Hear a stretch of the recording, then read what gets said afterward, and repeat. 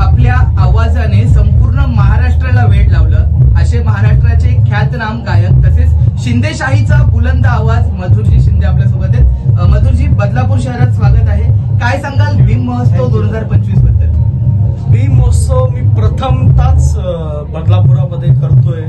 Actually Pravin भाऊ राऊत यांच्या सौजन्याने मी या ठिकाणी आलो आणि इतका जोरदार कार्यक्रम मी पहिल्यांदा पाहतोय।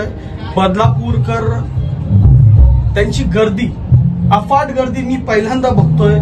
जणू मी कोल्हापुरामध्ये पहिल्यांदा पाहिली होती आणि आज बदलापुरामध्ये पाहतोय। खूप आनंद होतोय, खूप जोशामध्ये कार्यक्रम होतोय आणि इथून पुढे अजून मोठा कार्यक्रम। नक्कीच। शेवटचा प्रश्न, अनेक नवयुक्त कलाकार जे आहेत ते तुमच्यासोबत आहेत आणि त्यांना तुमच्यासोबत स्टेज शेअर करण्याची संधी भेटते, तर आणखी असे अनेक कलाकार आहेत जे या स्टेजवरती नाही आहेत परंतु त्यांची इच्छा आहे की काहीतरी करिअर करावं। त्या नवख्या गायकांना, त्या नवख्या कलाकारांना काय संदेश द्याल?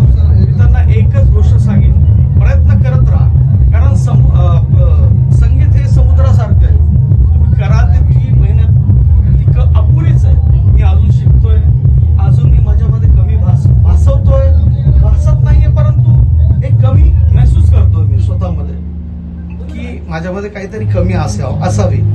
मला थोडी मिंडाची प्रॅक्टिस करायला पाहिजे, मला थोडी क्लासिकल रेंज मध्ये किंवा टीप मध्ये म्हणा प्रॅक्टिस इज मोस्ट इम्पॉर्टंट असं मला वाटतं। नक्कीच। शेवटचा प्रश्न, बदलापूरमध्ये आलात आणि बदलापूरकरांसाठी 2 ओळी झाल्या नाही तर 4 चांद लागणार। आपल्या ऑडियन्ससाठी 2 ओळी आपल्या आवाजात असं गाणं कुठलं गाऊ मी?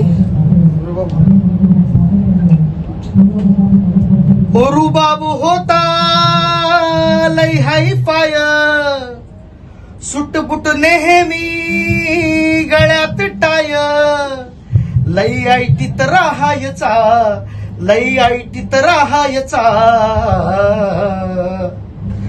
गोऱ्या लोकात सुद्धा भीमराव माझा उठून दिसायचा, गोऱ्या लोकात सुद्धा भीमराव माझा उठून दिसायचा।